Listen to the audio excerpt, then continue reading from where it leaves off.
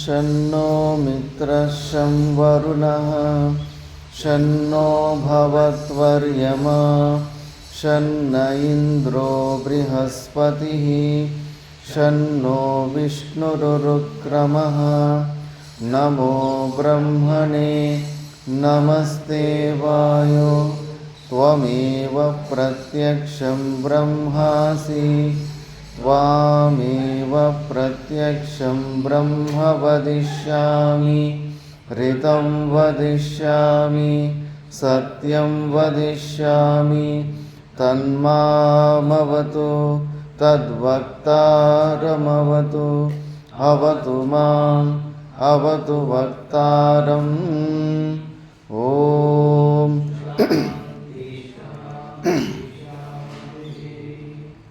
ॐ सहनाववतु सहनौ भुनक्तु सह वीर्यं करवावहै तेजस्विनावधीतमस्तु मा विद्विषावहै ॐ शान्ति शान्ति शान्तिः ॐ यश्चन्दसां वृषभो विश्वरूपः छन्दोऽभ्योऽमृतात् सम्बभूव समेन्द्रो मेधया स्पृणोतु अमृतस्य देवधारणो भूयासं शरीरं मे विचर्षणं जिह्वा मे मधुमत्तमा कर्णाभ्यां भूरिविश्रुवं ब्रह्मणकोशोऽसि मेधया पिहितः श्रुतं मे गोपाय ॐ शान्ति शान्ति शान्तिः ऋव कीर्तिपृष्ठं गिरेरिव ऊर्ध्वपवित्रो वाजिनीव स्वमृतमस्मि द्रविणगुंसवर्चसं सुमेधा अमृतोक्षितः इति त्रिशङ्कोर्वेदानुवचनम् ॐ शान्ति शान्ति शान्तिः पूर्णमदः पूर्णमिदं पूर्णात् पूर्णमुदच्यते पूर्णस्य पूर्णमादाय पूर्णमेवावशिष्यते ॐ शान्ति शान्ति शान्तिः आप्यायन्तु ममाङ्गानि वाक्प्राणश्चक्षुः श्रोत्रमतो बलमिन्द्रियाणि च सर्वाणि सर्वं ब्रह्मोपनिषदं माहं ब्रह्म निराकुर्यां मा ब्रह्म निराकरोत् निराकरणमस्त्वनिराकरणं मे अस्तु मणिनिरतेय उपनिषत्सु धर्मास्ते मयि सन्तु ते मयि सन्तु ॐ शान्ति शान्ति शान्तिः मे मनसि प्रतिष्ठिता मनो मे वाचि प्रतिष्ठितम् आविराविर्मयेधि वेदस्य मानीस्तः श्रुतं मे मा प्रहासीरनेन दीतेनाहोरात्रान् सन्ददामि ऋतं वदिष्यामि सत्यं वदिष्यामि तन्मामवतु तद्वक्तारमवतु अवतु माम् अवतु वक्तारमवतु वक्तारम् ॐ शान्ति शान्ति शान्तिः नो अपि वातय मनः ॐ शान्ति शान्ति शान्तिः। ॐ भद्रं कर्णेभिः शृणुयाम देवाः भद्रं पश्येमाक्षभिर्यजत्राः स्थिरैरङ्गैः स्तुष्ट्वागुंसस्तनूभिः व्यशेम देवहितं यदायुः स्वस्ति न इन्द्रो वृद्धश्रवाः स्वस्ति न पूषा विश्ववेदाः स्वस्ति नस्तार्क्ष्यो वरिष्ठनेमिः स्वस्ति नो बृहस्पतिर्ददातु। ॐ शान्ति शान्ति शान्तिः। यो ब्रह्माणं विदधाति पूर्वं यो वै वेदांश्च प्रहिणोति तस्मै तंह देवमात्मबुद्धिप्रकाशं मुमुक्षुर्वै शरणमहं प्रपद्ये। ॐ शान्ति शान्ति शान्तिः। ब्रह्मादिभ्यो ब्रह्मविद्यात् सम्प्रदायकर्तृभ्यो वंशर्षिभ्यो महद्भ्यो नमो गुरुभ्यः। सर्वोपप्लवरहितः प्रज्ञानगणः प्रत्यगर्तो ब्रह्मैवाहमस्मि ब्रह्मैवाहमस्मि। ॐ शान्ति शान्ति शान्तिः। नारायणं पद्मभवं वसिष्ठं शक्तिं च तत्पुत्रपराशरं च व्यासं शुकं गौडपदं महान्तं गोविन्दयोगीन्द्रमतास्य शिष्यं श्रीशङ्कराचार्यमतास्य पद्मपादं च हस्तामलकं च शिष्यं तं तोटकं वातिककारमन्य नस्मद्गुरुं सन्ततमानतोऽस्मि। ॐ शान्ति शान्ति शान्तिः। ॐ पार्थाय प्रतिबोधितां भगवता नारायणेन स्वयं व्यासेन ग्रथितां पुराणमुनिना मध्ये महाभारतम् अद्वैतामृतवर्षिणीं भगवतीम् अष्टादशाध्यायिनीम् अम्ब त्वामनुसन्दधामि भगवद्गीते भवद्वेषिणीम्। नमोऽस्तु ते व्यासविशालबुद्धे पुल्लारविन्दायतपत्रनेत्र येन त्वया भारततैलपूर्णः प्रज्वालितो ज्ञानमयप्रदीपः प्रपन्नपारिजाताय स्तोत्रवेत्रैकपाणये ज्ञानमुद्राय कृष्णाय गीतामृतदुहे नमः। वसुदेवसुतं देवं कंसचाणूरमर्दनं देवकी परमानन्दं कृष्णं वन्दे जगद्गुरुं। द्रोणतटा जयद्रथजला गान्धारनीलोत्पला शल्यग्राहवती कृतेन वहनी कर्णेन वेलाकुला अश्वत्थामविकर्णघोरमकरा दुर्योधनावर्तिनी सोत्तीर्णा खलु पाण्डवैरननदी कैवर्तकः केशवः पाराशर्यवचः सरोजममलं गीतार्थगन्धोत्कटं नानाख्यानककेसरं हरिकथा सम्बोधनाबोधितं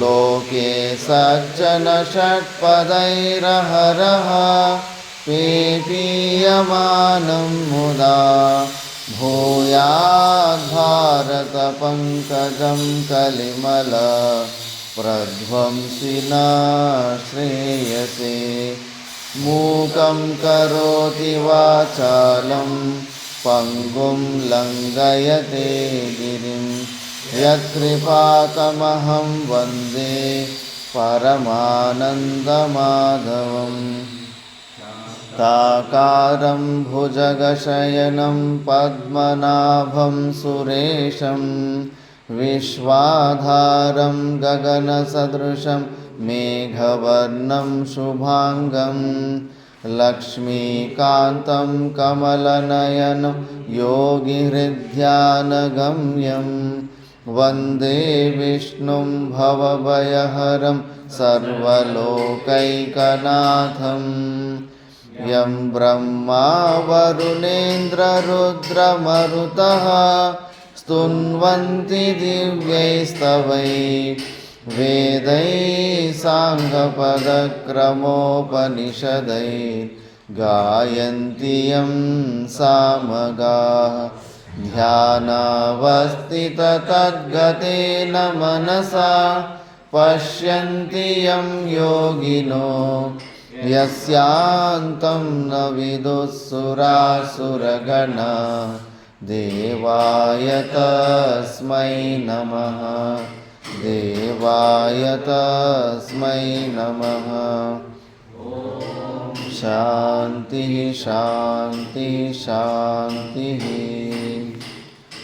ॐ नारायणः परो व्यक्तात् अण्डमव्यक्तसम्भवम् अण्डस्यान्तस्त्विमे लोकाः सप्तद्वीपा च मेदिनी।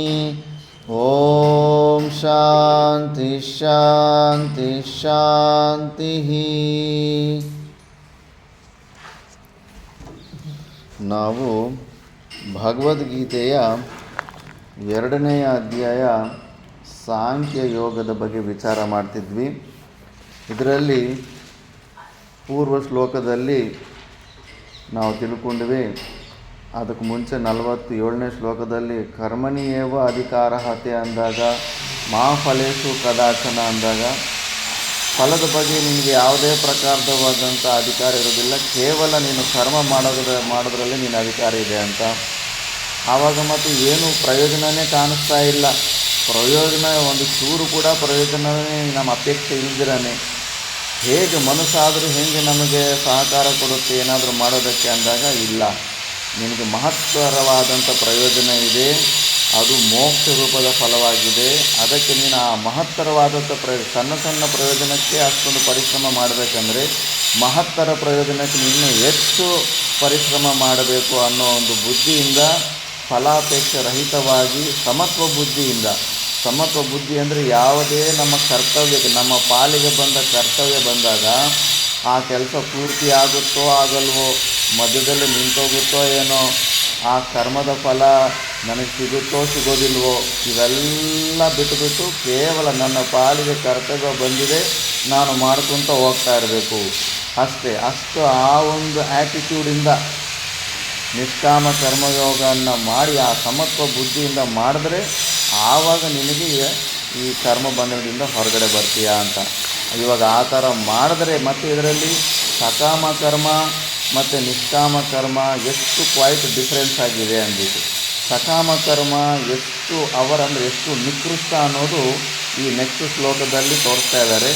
ಯಾರು ಸಕಾಮ ಮಾಡಿ ಜೀವನ ನಡೆಸ್ತಾರೋ, ಸ್ವಾರ್ಥ, ನಾನು, ನನ್ನ ಮನೆ, ನನ್ನ ಹೆಂಡತಿ, ಮಕ್ಕಳು ಇಷ್ಟೇ, ಈ ಥರನೇ ಸ್ವಾರ್ಥ ಜೀವನ ನಡೆಸ್ತಾರೋ ಅವ್ರನ್ನ ಕೃಪಣಃ ಅಂದಾನೆ, ಕಂಜೂಸಿಗಳು ಅಂತ ಅಂದವನು. ಅದು ಹೇಗೆ ಅನ್ನೋದು ನಾವು ನೆಕ್ಸ್ಟ್ ಶ್ಲೋಕದಲ್ಲಿ ನಾವು ತೋರಿಸ್ತೀವಿ.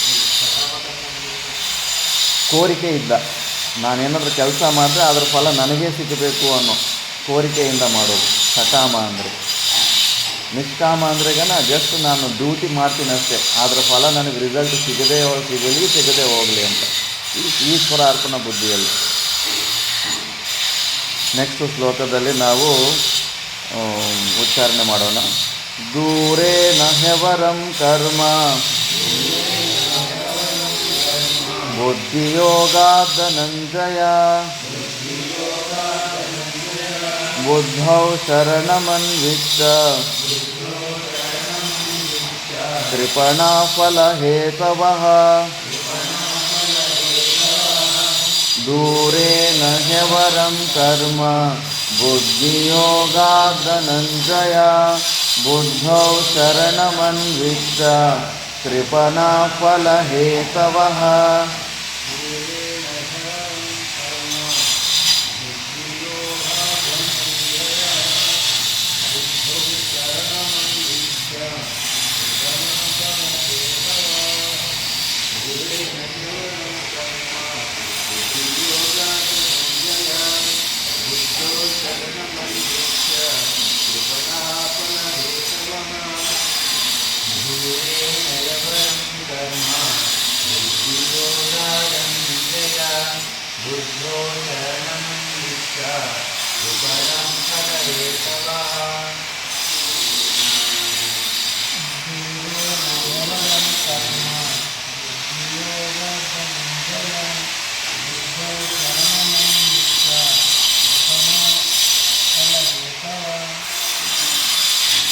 ಹೇಳ್ತಾರೆ ನಾನು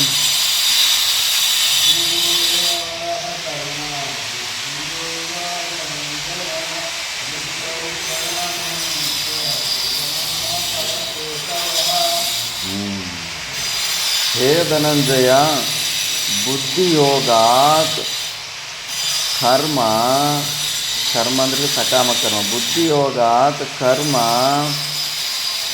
ದೂರೇನ ಅವರಂ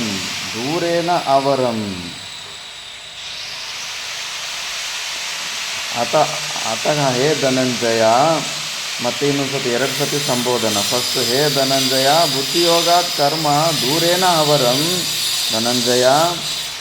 ತಸ್ಮಾತ್ ಅಂತ ಕೂಡ ನೀವು ಆ್ಯಡ್ ಮಾಡ್ಕೋಬೋದು. ತಸ್ಮಾತ್ ಬುದ್ಧೌ ಶರಣಂ ಅನ್ವಿಚ್ಛ ಫಲಹೇತವಃ ಕೃಪಣಾಃ ಭವಂತಿ ಅನ್ನೋದು ಕೂಡ ಅಧ್ಯಾರ ಮಾಡ್ಕೋಬೋದು. ಫಲಹೇತವಃ ಕೃಪಣಾಃ ಭವಂತಿ ಅಂತ.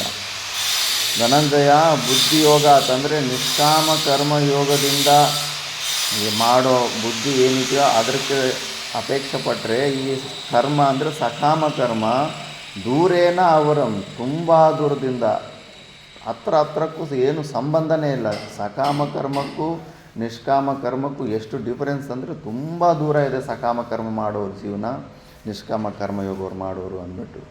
ಮತ್ತು ಇದನ್ನು ನೀನು ಬುದ್ಧಿಯಲ್ಲಿ ನಿನ್ನ ಬುದ್ಧಿ ನಿಷ್ಕಾಮ ಕರ್ಮಯೋಗ ಮಾಡೋ ಥರ ನಿನ್ನ ಬುದ್ಧಿನ ಫಸ್ಟ್ ರೆಡಿ ಮಾಡ್ಕೊ, ಆ ಮೈಂಡ್ ಸೆಟ್ಟನ್ನು ರೆಡಿ ಮಾಡ್ಕೊ. ಕರ್ಮ ಬಂಧನದಿಂದ ನೆಕ್ಸ್ಟ್ ಶ್ಲೋಕದಲ್ಲಿ ಹೇಳ್ಬಿಡ್ತಾನೆ, ಇದೇ ಕುಶಲತಾ ಅಂತಾರೆ. ನಾವು ಕುಶಲತಾ ಅಂದರೆ ಏನಂದರೆ ತಪ್ಪಿಸ್ಕೊಳ್ಳೋದನ್ನು ಕುಶಲತಾ ಅಂದ್ಕೊಂಡ್ಬಿಡ್ತೀವಿ. ಎಲ್ಲ ಪ್ರಕಾರದ ಪರಿಶ್ರಮಗಳಿಂದ ತಪ್ಪಿಸ್ಕೊಂಡು ಓಡೋಗೋದನ್ನು ಕುಶಲತಾ ಅಂತ ನಮ್ಮ ಮನಸ್ಸು ಹೇಳುತ್ತೆ. ಅದೆಲ್ಲ ಕುಶಲತೆ. ನಿಷ್ಕಾಮ ಕರ್ಮಯೋಗದಿಂದ ನೀನು ಮಾಡೋದೇ ಅದು ನೆಕ್ಸ್ಟ್ ಶ್ಲೋಕದಲ್ಲಿ ಹೇಳ್ತಾರೆ, ಕರ್ಮ ಕೌಶಲ್ಯಂ ಅಂದ್ಬಿಟ್ಟು. ಏನು ಕುಶಲತೆ, ಏನು ಕರ್ಮಗಳಲ್ಲಿ ಅಂತಬಿಟ್ಟು ಇದು ಕುಶಲತೆ. ಅದನ್ನು ನೀನು ಆ ಥರ ಬುದ್ಧಿ ನೀನು ಅಂಥ ಒಂದು ಬುದ್ಧಿಯ ಒಂದು ಶರಣ ನೀನು ಹೋಗು. ಅಂದರೆ ಅಂಥ ಒಂದು ಬುದ್ಧಿಯನ್ನು ನಿಷ್ಕಾಮ ಕರ್ಮಯೋಗ ಮಾಡುವ ಅಂಥ ಒಂದು ಬುದ್ಧಿಯನ್ನು ನೀನು ಫಸ್ಟ್ ನೀನು ಧಾರಣೆ ಮಾಡ್ಕೋ. ಮತ್ತು ಈ ಸಕಾಮ ಕರ್ಮಗಳು ಮಾಡೋರು ಫಲಹೇತವಃ, ಫಲದ ಅಪೇಕ್ಷೆ ಇಟ್ಕೊಳ್ಳೋರು ಅವರು ಕೃಪಣಾಃ ಅಂತ. ಹೇಗೆ ಅಂದರೆ ಕಂಜೂಸುಗಳು ಅಂತ. ಕಂಜೂಸವ್ರದ್ದು ಒಂದು ತತ್ವ ಇರುತ್ತೆ. ಅವ್ರ ಹತ್ರ ಚೆನ್ನಾಗಿ ಒಳಗಡೆ ಎಲ್ಲ ರೊಕ್ಕ ಇರುತ್ತೆ, ಅದನ್ನು ಅವರು ಭೋಗ ಮಾಡೋದಿಲ್ಲ. ಮತ್ತು ಹೊರಗಡೆ ಮತ್ತೆ ಏನು ರೊಕ್ಕದ ಸಲುವಾಗಿ ಭೋಗದ ಸಲುವಾಗಿ ಮತ್ತೆ ಬೆಳಗ್ಗೆಯಿಂದ ಸಾಯಂಕಾಲ ತನಕ ಕತ್ತೆ ಥರ ಕಷ್ಟಪಡ್ತಾ ಇರ್ತಾರೆ. ಟೂತ್ ಪೇಸ್ಟ್ ಕೂಡ ಇಷ್ಟಿಷ್ಟು ಯೂಸ್ ಮಾಡ್ತಾರೆ, ಯೂಸ್ ಮಾಡಿದ್ರೆ ಖರ್ಚಾಗೋಗ್ಬಿಡುತ್ತೆ ಅಂದ್ಬಿಟ್ಟು. ಕಂಜೂಸಿಗಳ ಜೀವನ ಎಲ್ಲ ಅಷ್ಟೇ. ಅವರು ತಿನ್ನೋದಿಲ್ಲ, ಅವ್ರ ಹೆಂಡತಿಗೂ ಮಕ್ಕಳಿಗೂ ತಿನ್ನೋದಕ್ಕೆ ಬಿಡೋದಿಲ್ಲ. ಆ ಪರಂಪರೆ ಹಂಗೆ, ಅಂಧ ಪರಂಪರೆ ಹಂಗೆ ಹೋಗ್ತಾ ಇರುತ್ತೆ. ಯಾರು ಅದೇನು ಅಂತಾರಲ್ಲ, ಉಳಿವಾಮಿಗೆ ಕಟ್ಟಾಕಿರೋ ನಾಯಿ ಥರ ಆ ಹುಳ್ಳುವಾಮಿ ಕಟ್ಟಾಕಿರೋ ನಾಯಿ ಬೇರೆ ಒಂದು ಹಸುವನ್ನು ಬಂದು ತಿನ್ನೋದಕ್ಕೂ ಬಿಡೋದಿಲ್ಲ, ಅದು ಹುಲ್ಲು ತಿನ್ನೋದಿಲ್ಲ, ಅದು ಅಲ್ಲೇ ಕೆಟ್ಟೋಗ್ಬಿಟ್ಟು ಗೊಬ್ಬರ ಆಗಿಬಿಡ್ಬೇಕು ಅಷ್ಟೇ ಹೊರತು ಯಾರಿಗೂ ಪ್ರಯೋಜನ ಆಗಲ್ಲ. ಕಂಜೂಸಿಗಳ ಜೀವನದಲ್ಲೂ ಅಷ್ಟೇ. ಎಂಥ ಕಂಜೂಸಿಗಳು ಸ್ಟೋರಿಗಳು ಕೇಳಿದ್ದೀನಂದರೆ, ಸ್ವಂತ ಹೆಂಡತಿಗೂ ಕೊಡೋಲ್ಲ, ಮಕ್ಕಳಿಗೂ ಕೊಡೋದಿಲ್ಲ, ಯಾರಿಗಿನ್ನೊಬ್ಬರು ದಾನ ಮಾಡೋದಿಲ್ಲ, ಸ್ವಾರ್ಥ ಸ್ವಾರ್ಥ ಸ್ವಾರ್ಥ ಅಂಥವ್ರು ದೊಡ್ಡ ಕಂಜೂಸಿಗಳು. ಕಂಜೂಸರ ತತ್ವ ಹೊರಗಡೆ ಅಂದರೆ ಅವರು ಅನುಭವ ಮಾಡೋದೇ ಇಲ್ಲ. ನಾವು ಕೂಡ ಅಷ್ಟೇ, ಸಕಾಮ ಕರ್ಮಗಳು. ನಮಗೆಲ್ಲ ಏನು ನಿಯತ್ತು ಅನ್ನಿಸ್ತಾ ಇದೆ, ತುಂಬ ನಾನು ಒಳ್ಳೆಯವನು, ನನ್ನ ಕಷ್ಟದಲ್ಲಿ ನಾನು ಜೀವನ ಮಾಡ್ತಾಯಿದ್ದೀನಿ, ಹೆಂಡತಿ ಮಕ್ಕಳನ್ನು ಸಾಕ್ತಾಯಿದ್ದೀನಿ, ಅದೇನು ಸ್ವಾಭಿಮಾನ ರೂಪದಲ್ಲಿದೆಯೋ ಪ್ರಪಂಚದಲ್ಲಿ ನಿಮ್ಮನ್ನು ಹೊಗಳ್ಬೋದು. ನೀನು ಇಲ್ಲಿ ಕೃಪಣಾನೇ, ನೀನು ಕಂಜೂಸೆ, ನೀನು ಸ್ವಾರ್ಥವಾದ ಜೀವನ ನಡೆಸಿ ನೀನು ಮಹತ್ತರವಾದಂಥ ಪರಮಾನಂದನ ನೀನು ಮಿಸ್ ಆಗಿಬಿಡ್ತಾ ಇದೆಯಾ. ಆ ಸ್ವಾರ್ಥನ ಬಿಡಬೇಕು. ನಾವು ಸಾಧನೆ ಕಡೆ ಬಂದಿದ್ದೀವಿ ಅಂದರೆ ಆ ಸ್ವಾರ್ಥನ ಬಿಟ್ಟು ಅದೇ ಕೆಲಸ ಮಾಡು. ನೀನು ಹೆಂಡತಿ ಮಕ್ಕಳ ಸಲುವಾಗಿ ನೀನು ಕಷ್ಟಪಡು, ಆದರೆ ಒಳಗಡೆ ಇರೋ ಭಾವನೆಯನ್ನು ಚೇಂಜ್ ಮಾಡಬೇಕು. ಕೇವಲ ಪರಮಾತ್ಮನ ಡ್ಯೂಟಿ ಮಾಡ್ತಾಯಿದ್ದೆ ನಾನು ಭಾವನೆಯನ್ನು ಚೇಂಜ್ ಮಾಡ್ಕೊಂಬಿಟ್ರೆ ಅಲ್ಲೇ ನಿನಗೆ ನಿಷ್ಕಾಮ ಕರ್ಮಯೋಗ ಆಗುತ್ತೆ. ನಿಷ್ಕಾಮ ಕರ್ಮಯೋಗ ಮಾಡೋಕ್ಕೆ ಯಾವುದು ಸ್ಪೆಷಲ್ ದೇಶಕ್ಕೆ ಸ್ಪೆಷಲ್ ಹೋಗಬೇಕಾಗಿಲ್ಲ. ಇದ್ದು ಕರ್ತವ್ಯದಲ್ಲಿ ಏನು ಪ್ರಾಪ್ತ ಆಗಿದೆಯೋ ಆಡಿ ಅದನ್ನೇ ಪರಮಾತ್ಮನ ಡ್ಯೂಟಿ ಅಂತ ಮೈಂಡ್ ಸೆಟ್ ಕನ್ವರ್ಟ್ ಮಾಡ್ಕೊಂಬಿಟ್ರೆಗನ ಮುಗಿಯಿತು. ವಿದ್ಯಾರ್ಥಿಗೆ ಏನು ಕರ್ತವ್ಯ ಶಾಸ್ತ್ರನೇ ಹೇಳುತ್ತೆ. ಬ್ರಾಹ್ಮಣನಿಗೇನು ಕರ್ತವ್ಯ, ಕ್ಷತ್ರಿಯನಿಗೇನು ಕರ್ತವ್ಯ, ವೈಶ್ಯರಿಗೇನು ಕರ್ತವ್ಯ, ಶೂದ್ರಿಗೇನು ಕರ್ತವ್ಯ, ಪ್ರತಿಯೊಬ್ಬರಿಗೂ ಶಾಸ್ತ್ರ ಡಿಕ್ಟೇಟ್ ಮಾಡಿದೆ. ಆ ಪ್ರಕಾರದಲ್ಲಿ ನಾವು ಪೂರ್ವಜನದಲ್ಲಿ ಮಾಡಿರೋ ಪುಣ್ಯ ಪಾಪಗಳಿಗೆ ಅನುಕೂಲವಾಗಿ ಯಾವುದೋ ಒಂದು ಪರಿವಾರ, ಯಾವುದೋ ಒಂದು ಕರ್ತವ್ಯ, ಶರೀರದಲ್ಲಿ ಒಂದು ಯಾವುದೋ ಒಂದು ಸಾಮರ್ಥ್ಯ, ಆ ಸಾಮರ್ಥ್ಯನ ನಾವು ನೋಡಿಕೊಂಡು ಯಾವುದರಲ್ಲಿ ನಮ್ಮ ಇದಿದೆ ಅಂದ್ಬಿಟ್ಟು ಅದನ್ನು ಡ್ಯೂಟಿ ಓರಿಯೆಂಟೆಡಾಗಿ ಮಾಡ್ಕೊಂಡು ಹೋಗ್ತಾಯಿದ್ರೆ ನೀನು ಈ ಕಡೆ ಬರ್ತೀಯ, ಮೋಕ್ಷ ಪರಮಾನಂದದ ಕಡೆ ಬರ್ತೀಯ. ಇಲ್ಲ ಅಂದರೆ ಸಕಾಮ ಕರ್ಮಗಳಿಂದ ಅತಿ ಬುದ್ಧಿವಂತಿಕೆಯಿಂದ ಮಿಕ್ಕಿದವ್ರಿಗಿಂತ ನಾನು ತುಂಬ ಹುಷಾರು ಹುಡುಗ ಅಂದ್ಬಿಟ್ಟಿದ್ದನು, ನಾನು ಇಲ್ಲೇ ಮಿಕ್ಕಿದವ್ರಿಗಿಂತ ಬೆಟರ್ ಲೈಫು ಜೀವನ ಮಾಡ್ತಾಯಿದ್ದೀನಿ ಅಂತ ಏನು ಭಾವನೆ ಇರುತ್ತೋ ಅವನು ಕಂಜೂಸ್ ಥರನೇ ಜೀವನ ನಡೆಸ್ತಾ ಇರ್ತಾನೆ. ಯಾಕಂದರೆ ಸಚ್ಚಿದಾನಂದ ಸ್ವರೂಪ ಅನ್ನೋದು ನಿರಪೇಕ್ಷವಾದಂಥ ಆನಂದ ನಮ್ಮಲ್ಲಿದೆ. ಆ ಆನಂದಕ್ಕೆ ಒಂದು ಚೂರು ಕ್ರಿಯೆ ಅವಶ್ಯಕತೆ ಇಲ್ಲ, ಮಾನಸಿಕ ಕ್ರಿಯೆ ಅವಶ್ಯಕತೆ ಕೂಡ ಇಲ್ಲ ಅದಕ್ಕೆ. ಅಂಥ ಒಂದು ನಿಧಿ ಇದೆ ನಮ್ಮಲ್ಲಿ. ಎಂಥ ನಿಧಿ ಅಂದರೆ ಅದು ಯಾರ ಹತ್ರನೂ ಗುಲಾಮಗಿರಿ ಮಾಡಬೇಕಾಗಿಲ್ಲ. ಅಂಥ ನಿಧಿಯನ್ನು ನಮ್ಮಲ್ಲೇ ಇಟ್ಕೊಂಡು ಹೊರಗಡೆ ಎಲ್ಲ ಈ ಸಕಾಮ ಬುದ್ಧಿಯಿಂದ ಸ್ವಾರ್ಥ ಬುದ್ಧಿಯಿಂದ ಅದೇ ಮತ್ತು ಕರ್ಮ ತೆಕ್ವ ಲೇಡಿ ಲಿಖ್ಯ ಅಂತ ಕೈಯಲ್ಲಿ ಬಂದಿರೋ ಜೇನುತುಪ್ಪ ಏನೋ ಒಂದು ಅದನ್ನು ಕೆಳಗಡೆ ಬಿಸಾಕ್ಬಿಟ್ಟು ಮತ್ತೆ ಕೈ ನೆಕ್ಕೊಂತ ಇದ್ದಾನೆ. ಮೇಯ್ನ್ ಜೇನು ಕೈಗೆ ಬಂದಿತ್ತು ಅದನ್ನೇ ತಿನ್ಬೋದಾಗಿತ್ತಲ್ಲ, ಅದನ್ನು ಕೆಳಗಡೆ ಬಿಸ್ಬಿಟ್ಟು ಕೈ ನೆಕ್ಕೊಂತ ಇದ್ದಾನೆ. ಆ ಥರ ನಾವು ಅಂಥ ಪರಮಾನಂದ ಸ್ವರೂಪ ನಮ್ಮಲ್ಲೇ ಇದೆ. ಪ್ರತಿದಿನ ಸುಷುಪ್ತಿ ಅವಸ್ಥೆಯಲ್ಲಿ ನಾವು ಪ್ರತಿದಿನ ಆ ಪರಮಾನಂದ ಸ್ವರೂಪಕ್ಕೆ ಹೋಗ್ತಾಯಿದ್ದೀವಿ. ಮಲ್ಕೊಳ್ಳೋಕೆ ಹೋಗಬೇಕಾದ್ರೆ ಎಷ್ಟು ಪ್ರೀತಿಯಿಂದ ಅಡ್ಜಸ್ಟ್ಮೆಂಟ್ ಪ್ರಿಪ್ರೇಷನ್ಸ್ ಮಾಡ್ತೀವಿ. ಹೆದ್ದೇಳಬೇಕಾದ್ರೆ ಎಷ್ಟು ಕಷ್ಟ ಆಗುತ್ತೆ ನಮ್ಮ ಸ್ವರೂಪದಿಂದ ಸ್ವಭಾವದಿಂದ ಹೊರಗಡೆ ಬರೋದಕ್ಕೆ. ಪ್ರತಿದಿನ ನಮಗೆ ಜ್ಞಾನ ಆಗ್ತಾಯಿದೆ. ನಮ್ಮ ಸ್ವಭಾವಕ್ಕಿಂತ ಪ್ರೀತಿಯಾದದ್ದು ಅದಕ್ಕಿಂತ ಆನಂದವಾದದ್ದು ಹೊರಗಡೆ ಇನ್ನೇನೂ ಇಲ್ಲ ಅಂದ್ಬಿಟ್ಟು. ಮತ್ತು ಅಂಥ ಪರಮಾನಂದ ಸ್ವರೂಪವನ್ನು ನಾವು ಹೊಂದೋದು ಬಿಟ್ಟು ಹೊರಗಡೆ ಎಲ್ಲ ಅತಿ ಬುದ್ಧಿವಂತಿಕೆಯಿಂದ ಸ್ವಾರ್ಥದಿಂದ ಜೀವನ ನಡೆಸಿ ಮತ್ತು ಕಂಜೂಸ್ ಅದನ್ನು ಫಲಹೇತವಹ ಅದಕ್ಕೆ ಯಾರು ಹೇಳ್ತಾ ಇದ್ದಾರೆ? ಸಾಕ್ಷಾತ್ ಕೃಷ್ಣ ಪರಮಾತ್ಮ ಹೇಳ್ತಾ ಇದ್ದಾನೆ. ಇದು ಯಾರ್ದು ಪರ್ಸ್ನಲ್ ಒಪಿನಿಯನ್ ಇಲ್ಲ. ಫಲಹೇತವಹ ಕೃಪಣಾಹ ಅಂತ ಇದಕ್ಕೆ ಬೃಹದಾರಣ್ಯಕ ಉಪನಿಷತ್ತಲ್ಲಿ ಪ್ರಮಾಣ ಕೂಡ ಇದೆ, ಭಾಷೆದಲ್ಲಿ ಹೇಳ್ತಾರೆ. ಆ ಥರ ಅವರೆಲ್ಲ ಕಂಜೂಸಿಗಳು. ನೀನು ಆ ಥರ ಆಗಬೇಡ. ನೀನು ನಿಷ್ಕಾಮ ಕರ್ಮ ಯೋಗವನ್ನು ಮಾಡುವ ಬುದ್ಧಿಯನ್ನು ನೀನು ರೆಡಿ ಮಾಡ್ಕೋ. Salary less job. ಲೌಕಿಕ ದೃಷ್ಟಿಯಲ್ಲಿ ನೋಡಿದ್ರೆ ಪ್ರಯೋಜನ ಏನೂ ಕಾಣಿಸೋದಿಲ್ಲ. ಅಲೌಕಿಕ ದೃಷ್ಟಿ ನಿನಗೆ ಇದ್ರೇಗನ ಮಹತ್ತರವಾದಂಥ ಪ್ರಯೋಜನ ಪರಮಾನಂದ. ಅಷ್ಟು ದೊಡ್ಡ ಪ್ರಯೋಜನ ಪರಮಾನಂದನ ನಾವು ಹೊಂದಬೇಕಂದ್ರೆ ಪರಮಾತ್ಮ ಹೇಳಿರೋ ಮಾರ್ಗದಲ್ಲೇ ಬರಬೇಕು. ಶಾರ್ಟ್ಕಟ್ಟು ಇಲ್ಲ, ಜಂಪಿಂಗು ಇಲ್ಲ.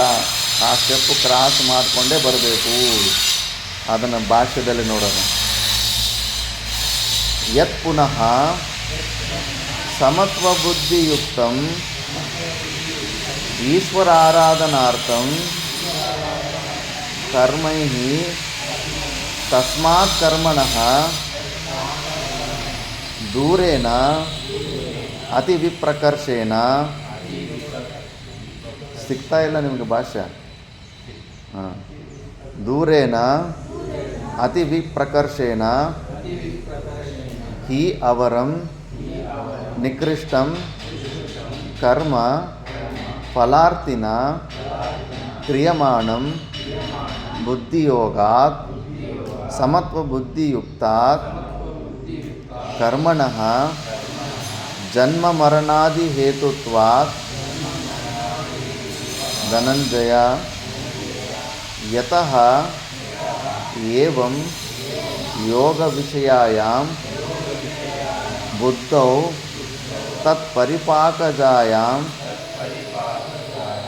ವಾ ಸಾಂಖ್ಯಬುದ್ಧೌ ಶರಣಂ ಆಶ್ರಯಂ ಅಭಯಪ್ರಾಪ್ತಿಕಾರಣಂ ಅನ್ವಿಚ್ಛ ಪ್ರಾರ್ಥಯಸ್ವ ಪರಮಾರ್ಥಜ್ಞಾನಶರಣಃ ಭವ ಇತ್ಯರ್ಥಃ. ಯತಃ ಅವರಂ ಕರ್ಮ ಕುರ್ವಾಣಾಃ ಕೃಪಣಾಃ ದೀನಾಃ ಫಲಹೇತವಃ ಫಲತೃಷ್ಣಾಪ್ರಯುಕ್ತಾಃ ಸಂತಃ ಯೋ ವಾ ಏತದಕ್ಷರಂ ಗಾರ್ಗಿ ಅವಿದಿತ್ವಾ ಅಸ್ಮಾತ್ ಲೋಕಾತ್ ಪ್ರೈತಿ ಸ ಕೃಪಣಃ ಇತಿ ಶ್ರುತೇಃ. ಇದನ್ನು ಉಚ್ಚಾರಣೆ ಮಾಡಿ.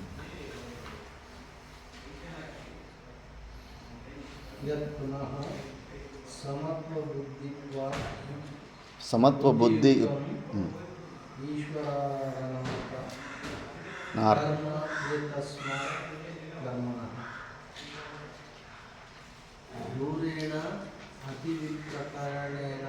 ಪ್ರಕರ್ಷೇಣ ನಿಕೃಷ್ಟಂ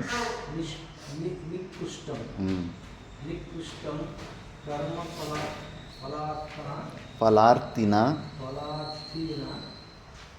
ಕ್ರಿಯಮಾಣಂ ಬುದ್ಧಿಯೋಗಂ ಸಮತ್ವಬುದ್ಧಿಯುಕ್ತಾತ್ ಕರ್ಮಣೋ ಜನ್ಮ ಮರಣಾದಿ ಹೇತುತ್ವಾತ್ ಧನಂಜಯ ಯತ್ ಏವಂ ಯೋಗ ವಿಷಯಾಯಾಂ ಬುದ್ಧೌ ತತ್ ಪರಿಪಾಕಾಧ್ಯಾಯಂ ವಾ ಸಾಂಖ್ಯ ಬುದ್ಧೌ ಶರಣಂ ಆಶ್ರಯಂ ಅಭಯ ಪ್ರಾಪ್ತಿ ಕಾರಣಂ ಅಂಚ ಪ್ರಾರ್ಥಯಸ್ವ ಪರಮಾರ್ಥ ಜ್ಞಾನ ಶರಣೋ ಭವ ಇತ್ಯರ್ಥಃ. ಯತಃ ಅವರಂ ಕರ್ಮ ಕುರ್ವಾಣಃ ಕೃಪಣಃ ದೀನಃ ಫಲಹೇತವಃ ಫಲತೃಷ್ಣಾಪ್ರಯುಕ್ತಾಃ ಸಂತಃ ಯೋ ವಾ ಏತದಕ್ಷರಂ ಗಾರ್ಗ್ಯೇ ಅವಿದಿತ್ವಾ ಅಸ್ಮಾತ್ ಲೋಕಾತ್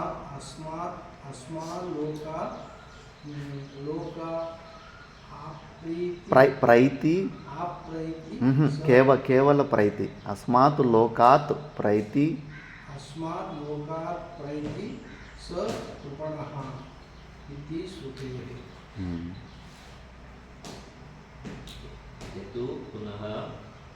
ಯತೋ ಅಲ್ಲ ಯತ್ ಪುನಃ ಸಮತ್ವ ಬುದ್ಧಿ ಯುಕ್ತಂ ಈಶ್ವರಾರಾಧನಾರ್ಥಂ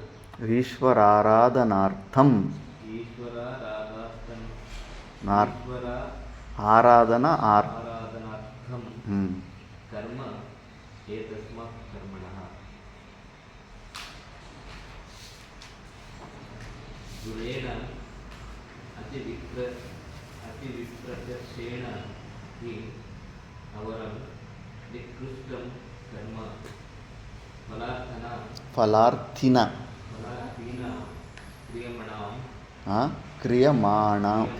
ಕ್ರಿಯಮಾಣಂ ಬುದ್ಧಿಯೋಗ ಸಮತ್ವ ಬುದ್ಧಿ ಯುಕ್ತಾತ್ ಕರ್ಮಣೋ जन्म मरणादि हेतुत्वात् धनञ्जय यतः यतः एवं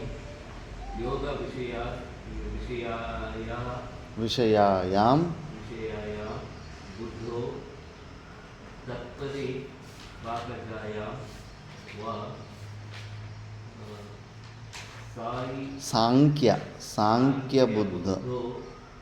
सांख्यबुद्धो शरणम् आश्रयम् अभयप्राप्तिकारणम् अन्विच्य प्रार्थयस्व परमार्थ ज्ञान शरणो भव इत्यर्थः। यतः अवरं कर्म कुर्वाणाः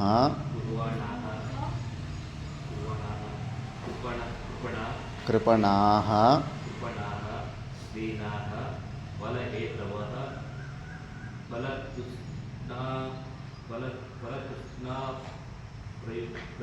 प्रयुक्ताः तः अल्ल ताः सन्तः यो वा एतदक्षरं गार्गी अस्मात् अविदित्वा अस्मात् लोकात् प्रयेति स कृपणः इति श्रुतेः। पुनः समत्वबुद्धियुक्तम् ईश्वराराधनार्थं धर्म एतस्मात् कर्मणः पूर्वेण अतिविप्रकर्षण हि अवरं निकृष्टं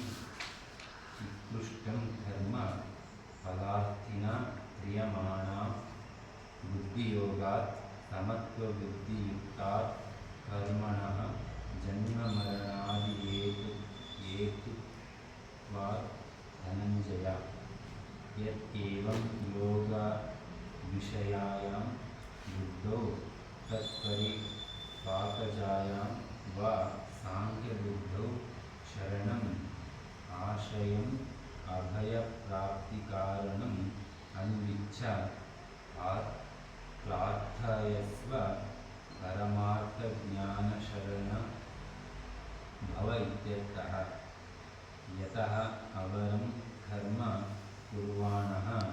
कुर्वाणः अल्ल कुर्वाणाः बहुवचन कुर्वाणाः कृपणा दीनाः फलहेतवः फलतृष्णा प्रयुक्ताः सन्तः यो वा एतदक्षरं गार्गी अविदित्वा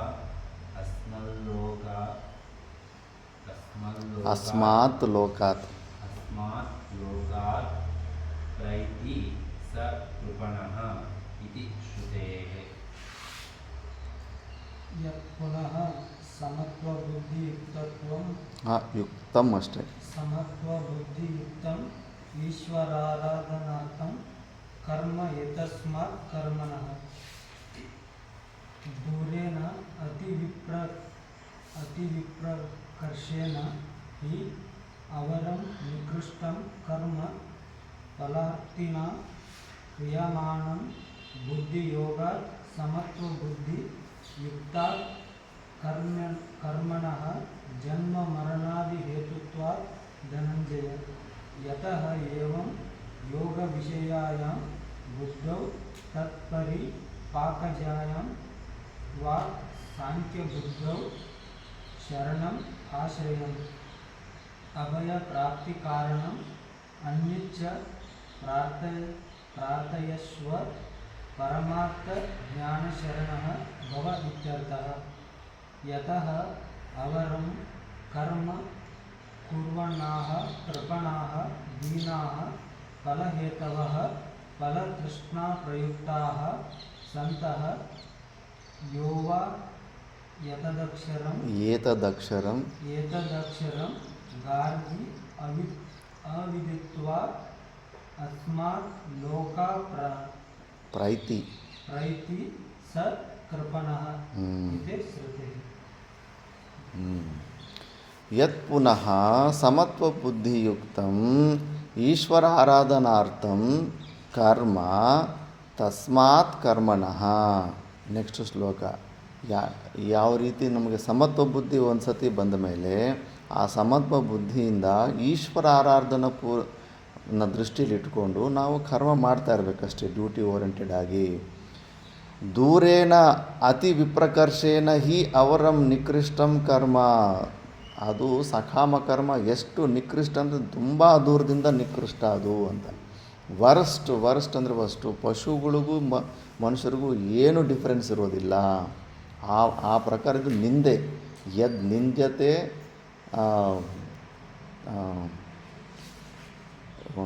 ಯತ್ ಸ್ತೂಯತೆ ತದ್ ವಿಧೀಯತೆ, ಯದ್ ನಿಂದತೆ ತದ್ ನಿಷಿದ್ಯತೆ ಅಂತ. ಎಲ್ಲಿ ಯಾವಾಗ ಪರಮಾತ್ಮ ಆಗಲಿ ಶಾಸ್ತ್ರ ಆಗಲಿ ನಿಂದ ಮಾಡ್ತಾರೋ ಅದನ್ನು ನಾವು ಬಿಡಬೇಕು ಅಂತ ಅರ್ಥ. ಯಾವುದನ್ನು ಸ್ತುತಿ ಮಾಡ್ತಾ ಇರ್ತಾನೋ ಅದನ್ನು ನಾವು ಮಾಡಬೇಕು ಅಂತ ಅರ್ಥ. ಯತ್ ಸ್ತೂಯತೆ ತದ್ ವಿಧೀಯತೆ, ಯದ್ ನಿಂದ್ಯತೆ ತದ್ ನಿಷಿದ್ಯತೆ ಅಂತ. ಆದ್ದರಿಂದ ಅದನ್ನು ಆ ಥರ ಸಕಾಮ ಭಾವನೆಯಿಂದ ಕರ್ಮಗಳನ್ನು ಮಾಡೋದನ್ನು ನಿಂದೆ ಮಾಡ್ತಾ ಇದ್ದಾನೆ. ಪ್ರಪಂಚದಲ್ಲಿ ನಿನಗೆ ಒಳ್ಳೆ ಸರ್ಟಿಫಿಕೇಟ್ ಕೊಡ್ತಾರೆ. ಮುಖ್ಯವಾಗಿ ನಿಮ್ಮ ಪರಿವಾರದವ್ರು ಇದ್ರೇಗನ ನೀನು ಬುದ್ಧಿವಂತವಾಗಿ ಎಲ್ಲ ಜಾಗದಲ್ಲೂ ಲಾಭಗಳನ್ನು ಹೊಂದು ಇನ್ನೊಬ್ಬರನ್ನ ಯಾಮಾರಿಸಿ ನೀನು ಬುದ್ಧಿವಂತ ಆಗ್ತಾಯಿದ್ರೆಗನ ವಾ ಶಬ್ಬಾಸ್ ಏನು ಬುದ್ಧಿವಂತಪ್ಪ ಮಗ ಅಂತಾರೆ. ಇಲ್ಲಿ ನೀನು ದೊಡ್ಡ ಮೂರ್ಖ ಅಂತಾರೆ ಆಧ್ಯಾತ್ಮಿಕದಲ್ಲಿ. ಇಲ್ಲಿ ನೀನು ಲೂಟಿ ಮಾಡೋದಕ್ಕೆ ಬಿಟ್ಬಿಡ್ಬೇಕು, ನೀನು ಎಲ್ಲದು ಬಿಡೋದು ಕಲಿಬೇಕು. ನೀನು ಎಲ್ಲರೂ ನಿನ್ನಿಂದ ಪ್ರತಿಯೊಂದು ಇನ್ನೂ ಪ್ರಯೋಜನ ಆಗಬೇಕು. ಯಾಕಂದರೆ ನಾವು ಶರ್ಟ್ ತೆಗಿಬೇಕು, ಬನಿಯನ್ ತೆಗಿಬೇಕಂತ ಪ್ರಯತ್ನ ಮಾಡ್ತಾಯಿದ್ವಿ. ಅದ್ರ ಮೇಲೆ 4-5 ಪೊರೆಗಳು ಸ್ವೆಟ್ರು ಬಟ್ಟೆಗಳು ಹಾಕ್ಕೊಂಡಿದ್ವಿ. ಅವೆಲ್ಲ ಎಕ್ಸ್ಟ್ರಾ ತೆಗೆದ ಮೇಲೆ ಬನಿಯನ್ ತೆಗಿಯೋಕ್ಕೆ ಬರುತ್ತೆ. ಮುಂಚೆನೇ ಬನಿಯನ್ ತೆಗಿಯೋಕ್ಕಾಗುತ್ತಾ?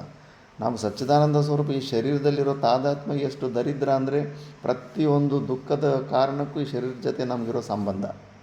ಆ ಸಂಬಂಧನ ತೆಕ್ಕೊಳ್ಳೋ ಪ್ರಯತ್ನ ಮಾಡೋಕ್ಕೆ ಹೋಗ್ತಾ ಇರ್ತೀವಿ. ಮತ್ತು ಈ ಶರೀರದ ಮೇಲೆ ಇರೋ ಹೊರಗಡೆ ಶರೀರಕ್ಕೆ ಭಿನ್ನವಾಗಿ 6ನೇ ಕೋಶ, 7ನೇ ಕೋಶ, 8ನೇ ಕೋಶ, ಅಲ್ಲಿನ್ನೂ ಭಯಂಕರವಾಗಿ ಆಸಕ್ತಿ ತಾದಾತ್ಮ್ಯ ಇದೆ. ಅಲ್ಲೇನಾದರೂ ಹೆಚ್ಚು ಕಡಿಮೆ ಆದರೆ ಇಲ್ಲಿ ಹಾರ್ಟ್ ಢಮ್ ಅನ್ನುತ್ತೆ. ಅಷ್ಟೊಂದು ಹೊರಗಡೆ ಅಷ್ಟೊಂದು ಬಾಹ್ಯಾತ್ಮ ಬುದ್ಧಿ ಇದ್ದು ಇನ್ನು ಪಂಚಕೋಶಗಳಲ್ಲಿ ವಿವೇಕ ಮಾಡ್ತಾನೆ. ಬರೀ ಇನ್ಫಾರ್ಮೇಷನ್ ಇರುತ್ತೆ ಅಷ್ಟೇ, ಏನು ಪ್ರಯೋಜನ ಇಲ್ಲ. ಶರೀರಕ್ಕೆ ಭಿನ್ನವಾದ ವಸ್ತುವಲ್ಲೇ ಆ ವಸ್ತು ಒಂದು ದೂರ ವಿಯೋಗ ಆದಾಗ, ಆ ವಸ್ತು ನಷ್ಟ ಆದಾಗ ನಮ್ಮ ಪ್ರಾಣ ಢನ್ ಅಂತ ಇತ್ತಂದ್ರೆಗನ ಎಷ್ಟು ವ್ಯಾಲ್ಯೂ ಇದೆ. ಇನ್ನು ಎಲ್ಲಿ ಮಿಥ್ಯಾತ್ವ ದರ್ಶನ ಆಗಿದೆ. ಶರೀರನೇ ನಮ್ಮದಲ್ಲ, ಅದರಿಂದ ತಾದಾತ್ಮ್ಯ ತೆಕ್ಕೋಬೇಕಂತ ಪ್ರಯತ್ನ ಮಾಡ್ತಿರ್ತೀವಿ. ಇನ್ನು ಸಕಾಮ ಮಾಡೋನು ಶರೀರಕ್ಕೆ ಭಿನ್ನವಾದ ಲೋಕಗಳಿದೆ, ಲೋಕದಲ್ಲಿ ಭೋಗ ಇದೆ, ಅಷ್ಟೊಂದು ವಸ್ತುಗಳ ಮೇಲೆ ಬೆಳೆ ಇಟ್ಕೊಂಡಿದ್ರೆಗನ ಚಾನ್ಸೇ ಇಲ್ಲ. ಅದು ತುಂಬ ಅದಕ್ಕೆ ಅಂಥ ನಿಕೃಷ್ಟವಾದ ಕರ್ಮ ತುಂಬ ನಿಕೃಷ್ಟವಾದದ್ದು. ನಿಷ್ಕಾಮ ಕರ್ಮಯೋಗ ಕಂಪೇರ್ ಮಾಡಿದ್ರೆ ಆ ಫಲಾರ್ಥಿನ ಕ್ರಿಯಮಾನಂ ಬುದ್ಧಿ ಮತ್ತು ಆ ಬುದ್ಧಿ ಯೋಗದಂದರೆ ಈ ಸಕಾಮ ಬುದ್ಧಿಯಿಂದ ತುಂಬ ನಿಕೃಷ್ಟವಾದದ್ದು ಅಂದ್ಬಿಟ್ಟು ಈ ಸಮತ್ವ ಬುದ್ಧಿಯುಕ್ತಾತ್ ಕರ್ಮಣಃ ಜನ್ಮ ಮರಣಾದಿ ಹೇತುತ್ವ ಧನಂಜಯ. ಯಾಕೆ ನಿಕೃಷ್ಟ ಅದು ಅಂದ್ರೆಗನ ಜನ್ಮ ಮತ್ತು ಮರಣಕ್ಕೆ ಹೇತು ಆಗುತ್ತೆ. ಅದು ಯಾವ ಜರಣ ಮರಣ ಬಂಧಗಳಿಂದ ನಾವು ತಪ್ಪಿಸ್ಕೋಬೇಕಂತ ಪ್ರಯತ್ನ ಮಾಡ್ತಾಯಿದ್ದೀವೋ ನೀನು ಸಕಾಮ ಭಾವನೆಯಿಂದ ಮಾಡೋದು ಮತ್ತು ನೀನು ಬಂಧನಕ್ಕೆ ಅದು ಕಾರಣ ಆಗುತ್ತೆ. ಎಲ್ಲೆಲ್ಲಿ ನೀನು ಪ್ರೀತಿ ಮಾಡ್ಕೊಂಡು ಎಲ್ಲೆಲ್ಲಿ ನೀನು ದುಡಿದಿದೆಯಲ್ಲ ಮತ್ತು ಅವ್ರ ಮನೆಗೆ ಮೊಮ್ಮಗನಾಗೋ, ಇಲ್ಲ ಆ ಮನೆಯಲ್ಲಿ ನಾಯಿ ಆಗೋ, ಇಲ್ಲ ಹಸುವಾಗಿ ಬಂದು ಅಲ್ಲೇ ನೀನು ಅನುಭವ ಮಾಡು. ನಿನ್ನ ಡೆಪಾಸಿಟ್ ಎಲ್ಲಿಟ್ಟಿದೆ ಅಲ್ಲಿಗೆ ವಾಪಸ್ ಹೋಗು. ಇಲ್ಲ ಡೆಪಾಸಿಟ್ ನಾನು ವೀಲ್ನಾಮ ಪರಮಾತ್ಮನಿಗೆ ಕೊಟ್ಟುಬಿಟ್ಟಿದ್ದೀನಿ ನಾನು ಮಾಡೋ ಕರ್ಮಗಳಿಗೆ ಅಂದಾಗ ಆ ಪರಮಾತ್ಮ ನಿನಗೆ ಅಂತಃಕರಣ ಶುದ್ಧಿ ಕೊಟ್ಟು ನಿನಗೆ ಈ ಜ್ಞಾನ ನಿಷ್ಠೆಯನ್ನು ತರಿಸಿ ಅವನಲ್ಲಿ ಲಯ ಮಾಡ್ಕೊತಾನೆ. ಪರಮಾತ್ಮನ ಹತ್ರ ಹೋಗ್ತೀನಿ. ನೀನು ಡೆಪಾಸಿಟ್ ಎಲ್ಲ ನಿನ್ನ ಸ್ವಾರ್ಥದಲ್ಲಿ ಎಲ್ಲಿಟ್ಟಿರ್ತೀಯೋ ಮತ್ತೆ ಅಲ್ಲಿಗೆ ವಾಪಸ್ ಬರಬೇಕಾಗುತ್ತೆ. ಮನುಷ್ಯ ಜನ್ಮ ಇಲ್ಲ ಅಂದ್ರೆಗನ ಮತ್ತು ಯಾವುದೋ ಒಂದು ಪಶು ಪಕ್ಷಿಗಳು ಆ ಸುತ್ತಮುತ್ತನೇ ಮನೆ ಸುತ್ತಮುತ್ತನೇ ಪಕ್ಷಿಯಾಗೋ, ಹಾವಾಗೋ, ನಾಯಿಯಾಗೋ, ಎತ್ತಾಗೋ ಅಲ್ಲೇ ಸುತ್ತಾಡ್ತಾ ಇರಬೇಕು. ಎಲ್ಲಿ ನಿನಗೆ ಇದಿರುತ್ತೆ ಅಂದ್ಬಿಟ್ಟು. ಈಗೇನು ನಾಯಿಗಳೇನಾದರೂ ಜಾಬ್ ಮಾಡ್ತಾ ಇದ್ದಾವ? ಯಾಕೆ ಆಶ್ರಮದ ಊಟದಿಂದ ಅವುಗಳ ಜೀವನ ನಡೆಸ್ತಾ ಇದೆ? ಆಶ್ರಮದಿಂದ ಅವಕ್ಕೆ ಅಷ್ಟು ಅನ್ನ ಸಿಗುವಷ್ಟು ಋಣ ಇದೆ ಅದಕ್ಕೆ, ಸಾಮಾನ್ಯ ಅಲ್ಲ. ಯಾಕೆ ಇಲ್ಲೇ ನಮ್ಮ ಆಶ್ರಮದ ಊಟನೇ ಯಾಕೆ ತಿಂತಾ ಇರೋದವು? ಪ್ರತಿಯೊಂದಕ್ಕೂ ಕಾರಣ ಇರುತ್ತೆ. ಅದಕ್ಕೆ ಸಕಾಮ ಭಾವನೆಯಿಂದ ಏನು ಮಾಡಿದ್ರೂ ಎಲ್ಲೋ ಒಂದು ಜಾಗದಲ್ಲಿ ಸಿಕ್ಕಾಕೊತಾ ಇರ್ತೀವಿ. ಆ ಪ್ರಪಂಚದ ಕಡೆಯವರು ಅವ್ರ ಸರ್ಟಿಫಿಕೇಟ್ಗಳು ನಮ್ಗೆ ಬೇಕಾಗಿಲ್ಲ. ಪರಮಾತ್ಮನು ಹೇಳಿದ ಪ್ರಕಾರದಲ್ಲಿ ಏನು ಫಲದ ನಿರಪೇಕ್ಷೆಯಿಂದ ಪಾಲಿಗೆ ಬಂದಂಥ ಕರ್ತವ್ಯವನ್ನು ಮಾಡ್ಕೊತ ಹೋಗ್ತಾ ಇದ್ದರೆ ಆವಾಗ ಅದು ನಮಗೆ ಮೋಕ್ಷಕ್ಕೆ ದಾರಿ ಸಿಗುತ್ತೆ ಅಂದ್ಬಿಟ್ಟು. ಯತಃ ಏವಂ ಯೋಗ ವಿಷಯಾಯಾಂ ಬುದ್ಧೌ ತತ್ ಪರಿಪಾಕಜಾಯಾಂ ವಾ ಸಾಂಖ್ಯ ಬುದ್ಧೌ ಶರಣಂ ಆಶ್ರಯಂ ಅಭಯ ಪ್ರಾಪ್ತಿ ಕಾರಣಂ ಅನ್ವಿಚ್ಛ ಅಂತ.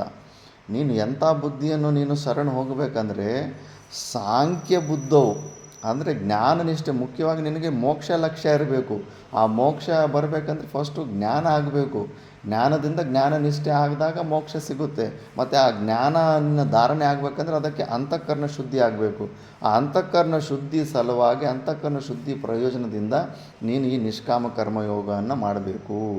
ತತ್ ಪರಿಪಾಕಜಾಯಾಮ್ ಅದೆಂಥದ್ದು ಅಭಯ ಪ್ರಾಪ್ತಿ ಕಾರಣಂ, ಅಂಥದ್ದು ತಾನೇ ನಾವು ಟಾರ್ಗೆಟ್ ಇಟ್ಕೋಬೇಕಾಗಿರೋದು. ಅಭಯ ಯಾವುದು ಒಂದು ಕ್ಷಣ ಯಾರು ಇಂದನೂ ಭಯ ಅರ್ಧ ಅಂತ ಅಭಯ ಸ್ಥಿತಿಗೆ ಹೋಗಬೇಕು. ಮತ್ತು ಕಾರಣಂ ಅನ್ವಿಚ್ಛ ಪ್ರಾರ್ಥಯಸ್ವ ಅಂದರೆ ಪರಮಾರ್ಥ ಜ್ಞಾನ ಶರಣ ಭವ, ಆ ಪರಮಾರ್ಥದ ಜ್ಞಾನದ ಶರಣು ಹೋಗು. ಅದೊಂದೇ ನಿನಗೆ ಶ್ರೀರಾಮ ರಕ್ಷೆ. ಹೊರಗಡೆ ಏನೆಲ್ಲ ಸಾಧನೆಗಳಲ್ಲಿ ತಲೆ ಕೆಡಿಸ್ತಾರೋ ಅವೆಲ್ಲ ಯೋಚನೆ ಮಾಡಬೇಕು. ಫಸ್ಟು ನೆನ್ನೆ ಒಂದು ವಿಡಿಯೋ ಕಳಿಸಿದ್ದೆ ಯೋಗದ, ಅಷ್ಟಾಂಗ ಯೋಗದ ಬಗ್ಗೆ. ಡೈರೆಕ್ಟ್ ಎಲ್ಲರೂ ಧ್ಯಾನದ ಮೇಲೇ ಆಸಕ್ತಿ. 8ನೇ ಸ್ಟೆಪ್ ಡೈರೆಕ್ಟಾಗಿ ಹೋಗಬೇಕು. ಯಮ ನಿಯಮಗಳ ಬಗ್ಗೆ ಯಾರು ಮಾತಾಡ್ತಾರೆ?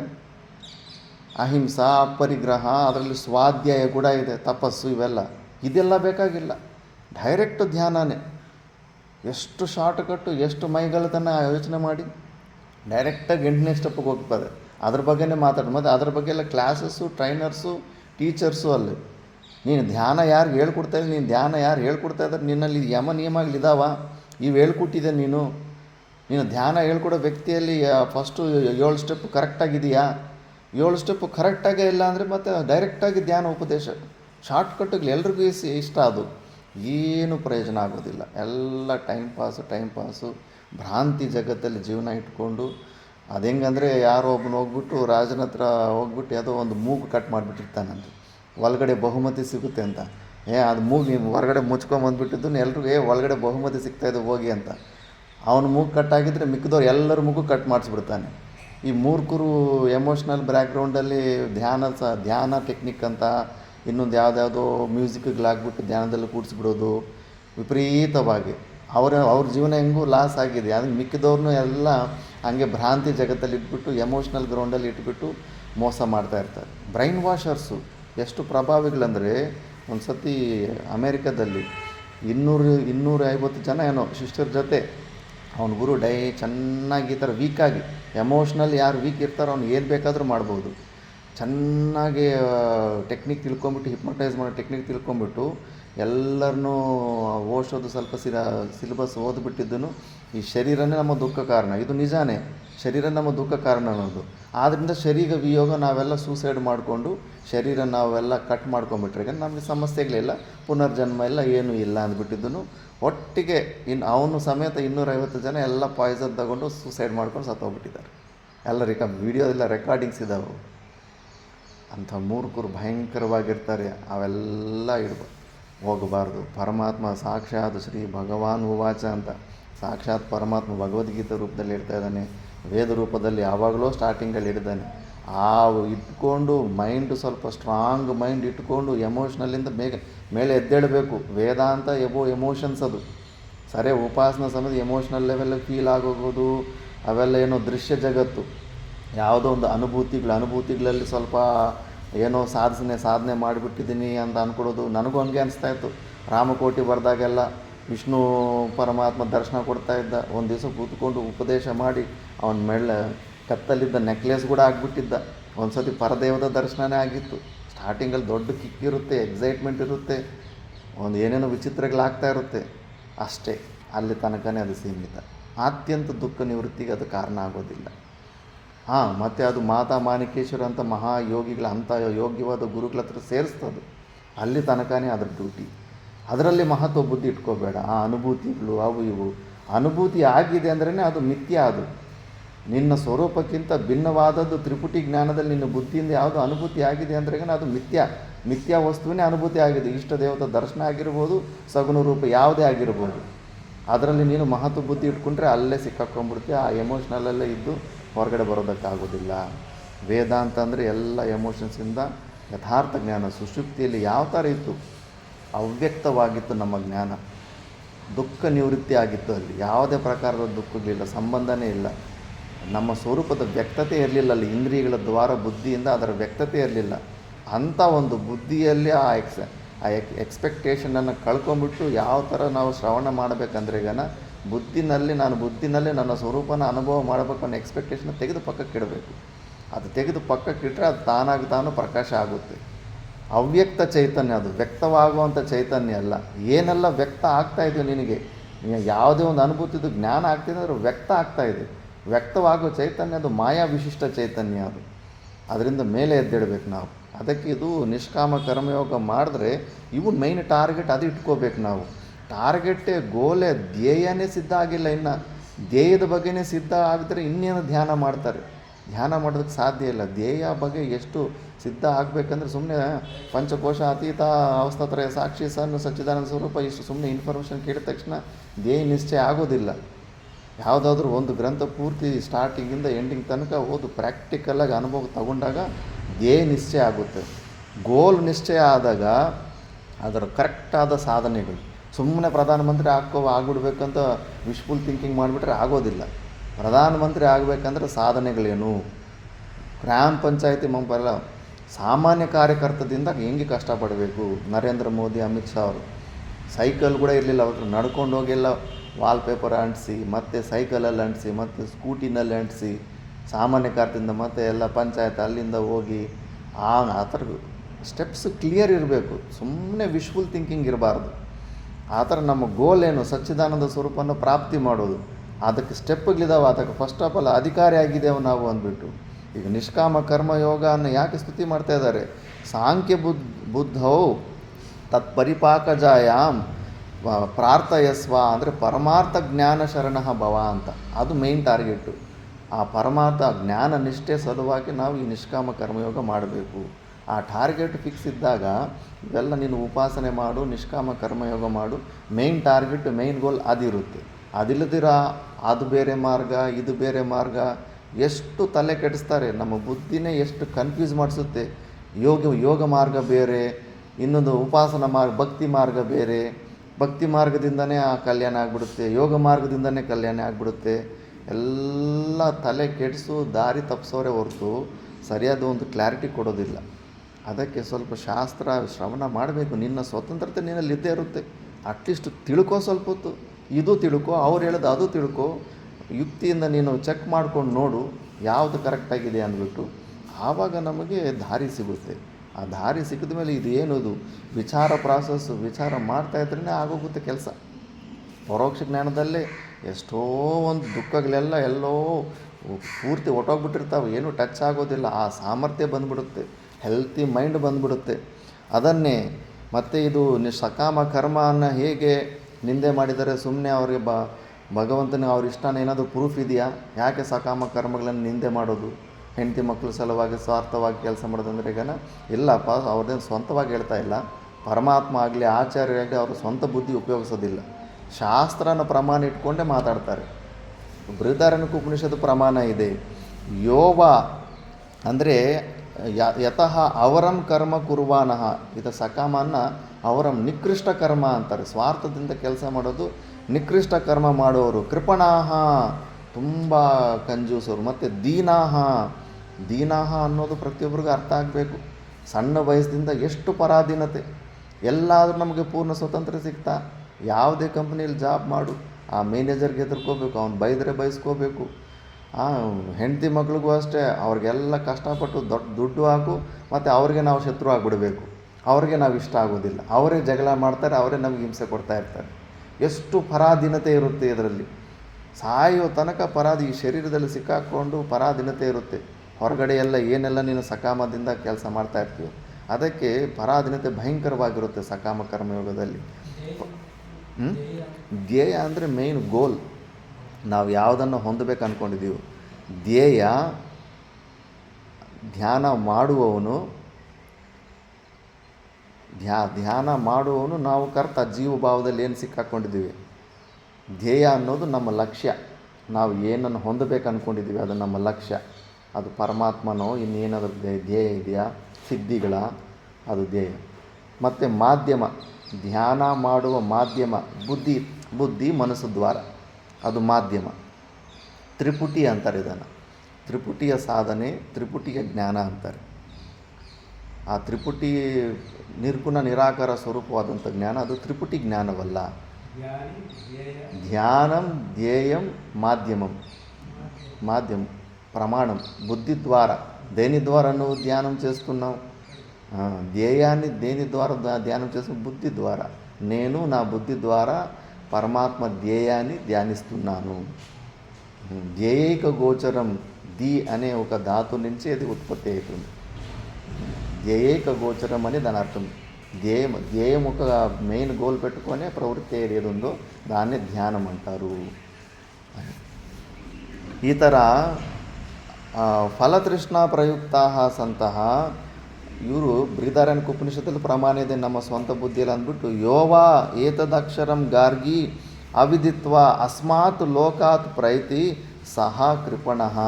ಯಾಜ್ಞವಲ್ಕ್ಯ ಹೇಳ್ತಾನೆ ಗಾರ್ಗಿಗೆ, ಹೆಂಡತಿಗೆ, ಯಾರು ಈ ಏತದ್ ಅಕ್ಷರಂ, ಈ ಅಕ್ಷರ ಸ್ವರೂಪ, ನಿರ್ಗುಣ ನಿರಾಕಾರ ಸ್ವರೂಪ ಅನ್ನು ತಿಳ್ಕೊಂಬಿಡ್ತೀರ, ಅವರ ನಿಜವಾದ ಸ್ವರೂಪನ ಯಾರು ತಿಳ್ಕೊಳ್ದಿರಾ, ಗಾರ್ಗಿ ಅವಿದಿತ್ವ ಅಂತ ತಿಳ್ಕೊಳ್ದಿರಾ, ಅಸ್ಮಾತ್ ಲೋಕಾತ್, ಈ ಲೋಕದಿಂದ ಪ್ರೈತಿ ಅಂದ್ರೆಗನ ಗತಿ, ನಮ್ಮ ಸ್ವರೂಪದಲ್ಲಿ ಗತಿನೇ ಇಲ್ಲ. ಅತ್ರೈವ ಸಮಿಲಿಯಂತೆ, ಜೀವನ್ಮುಕ್ತ ಪುರುಷನ ಪ್ರಾಣ ಅಲ್ಲಿ ಇಲ್ಲೇ ಮಹಾವಾಯುವಲ್ಲಿ ಲೀನ ಆಗಿಬಿಡುತ್ತೆ, ಗತಿ ಇರೋದಿಲ್ಲ ಅದಕ್ಕೆ. ಮಿಕ್ಕಿದ್ದು ನೀನು ಉಪಾಸನೆ ಮಾಡು, ನಿಷ್ಕಾಮ ಕರ್ಮಯೋಗ ಮಾಡು, ಪ್ರಾಣದ ಗತಿ ಇರುತ್ತೆ. ಗತಿ ಇತ್ತಂದ್ರೇ ಅವನು ಮುಕ್ತ ಆಗಿಲ್ಲ ಅಂದ್ಬಿಟ್ಟು ಯೋಚನೆ ಮಾಡಿ. ಅರ್ಜುನ ಮುಕ್ತ ಆದನೇ ಇಲ್ಲ, ಮಹಾಭಾರತದ ಹಿಸ್ಟ್ರಿಯಲ್ಲಿ ಮುಕ್ತ ಆಗಲಿಲ್ಲ. ಸ್ವರ್ಗದಲ್ಲಿ ಕೂಡ ಶರೀರ ಸಮೇತ ಲಾಸ್ಟಲ್ಲಿ ಸ್ವರ್ಗದ ಸಮೇತ ಕೂಡ ಎಂಟ್ರೆನ್ಸ್ ಸಿಗಲಿಲ್ಲ. ಮತ್ತು ಅವ್ರು ನೋಡಿದ್ರೆ ನರಕದಲ್ಲಿ ಕೂಡ ಕಾಣಿಸ್ದ. ಸ್ವಲ್ಪ ಮೈನರ್ ಮಿಸ್ಟೇಕ್ಸ್ ಮಾಡಿದ್ದಕ್ಕೆ ನರಕದಲ್ಲಿ ಕೂಡ ಸ್ವಲ್ಪ ಹೊತ್ತು ಎಲ್ಲ ಪಾಂಡವರು ಕಾಣಿಸಿದ್ರು. ಮತ್ತೆ ಸ್ವರ್ಗಕ್ಕೆ ಹೋದ ಅಂತ. ಕಂಪ್ಲೀಟ್ ಭಗವದ್ಗೀತಾನ ಕಂಪ್ಲೀಟ್ ಬೋಧನೆ ಮಾಡಿದ್ದಾನೆ, ಉತ್ತಮವಾದಂಥ ಅಧಿಕಾರಿ. ಮತ್ತು ಅನುಗೀತ ಕೂಡ ಇನ್ನೊಂದು ಸತಿ ರಿವಿಷನ್ ಕೇಳ್ತಾನೆ. ಅಷ್ಟು ಕೇಳಿ ಕೂಡ ಆ ಸ್ಥಿತಿಯನ್ನು ಹೊಂದಕ್ಕಾಗಲಿಲ್ಲ, ಸ್ವರ್ಗಕ್ಕೆ ಹೋದ.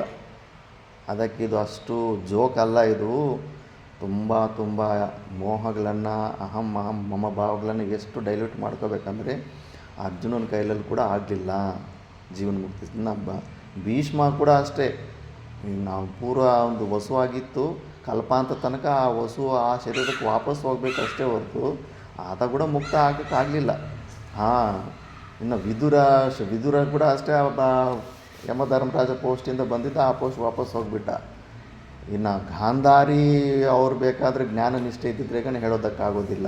ಗಾಂಧಾರಿ ಆಗಲಿ ಕುಂತಿ ಹೊಂದಿರ್ಬೋದು, ಯಾಕಂದರೆ ಕುಂತಿದು ಯಾವುದು ಸ್ವರ್ಗಾದಿ ಕಥನ ಇನ್ನೂ ಬಂದಿಲ್ಲ, ನೋಡಬೇಕಷ್ಟೆ. ಅಷ್ಟು ಸುಲಭ ಅಲ್ಲ ಇದು, ತುಂಬ ಎಲ್ಲ ಮೋಹನ ತೆಕ್ಕೋಬೇಕು. ಅದಕ್ಕೆ ಕೋಟಿಗೊಬ್ಬರು ಅಂತ ದೇವತೆಗಳು ಕೂಡ, ಈ ಭೀಷ್ಮ ಯಾರು, ವಸು, ಯಮಧರ್ಮ ಯಾರು ದೇವತೆ, ಅವರು ಕೂಡ ಸಾಧ್ಯವಾದಂಥದ್ದು ಭೂಲೋಕದಲ್ಲಿ ಯಾರಾದರೂ ಆ ಸ್ಥಿತಿಗೆ ಹೋಗ್ಬಿಟ್ರೆ ಅದಕ್ಕೆ ಎಲ್ಲ ಲೋಕಗಳವರು ಬಂದು ಪಾದಗಳ ಹತ್ರ ಬಿದ್ದುಬಿಡ್ತಾರೆ. ಅಂಥ ಜೀವನ್ಮುಕ್ತ ಪುರುಷ ಪಾದಗಳ ಹತ್ರ. ಅದು ಅಷ್ಟೊಂದು ರೇರು, ಅಷ್ಟೊಂದು ದೊಡ್ಡ ಟಾರ್ಗೆಟ್ ಇಟ್ಕೊಂಡಿದ್ದೀವಿ. ಅಷ್ಟೊಂದು ದೊಡ್ಡ ಟಾರ್ಗೆಟಿಗೆ ಏನೆಲ್ಲ ಮಾಡಬೇಕಂತ ನೀವೇ ಯೋಚನೆ ಮಾಡಿ.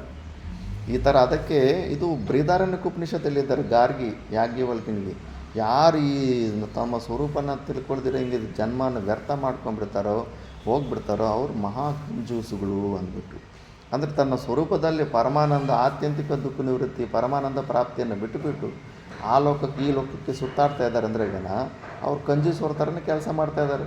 ಕಂಜೂಸರು ಅಷ್ಟೇ, ಮನೆಯಲ್ಲೆಲ್ಲ ಸಂಪತ್ತು ಇಟ್ಕೊಂಡು ಅಲ್ಲಿ ಇಲ್ಲಿ ಮತ್ತೆ ಪರಿಶ್ರಮ ಮಾಡ್ತಾಯಿರ್ತಾರೆ ಸುಖದ ಸಲುವಾಗಿ. ಆದ್ದರಿಂದ ಅವರು ಕಂಜೂಸರು, ಸಹ ಕೃಪಣಃ ಅಂತಬಿಟ್ಟು ಇಲ್ಲಿ ಶಾಸ್ತ್ರದ ಪ್ರಮಾಣ ಇದೆ. ಮಿಕ್ಕಿದ್ದು ನಾವು ನೆಕ್ಸ್ಟ್ ಕ್ಲಾಸಲ್ಲಿ ನೋಡೋಣ. ಓಂ ಪೂರ್ಣಮದ ಪೂರ್ಣಮಿದಂ ಪೂರ್ಣಾತ್ ಪೂರ್ಣಮುದಚ್ಯತೆ ಪೂರ್ಣಸ್ಯ ಪೂರ್ಣಮಾದಾಯ ಪೂರ್ಣಮೇವಾವಶಿಷ್ಯತೆ. ಓಂ ಶಾಂತಿ ಶಾಂತಿ ಶಾಂತಿ.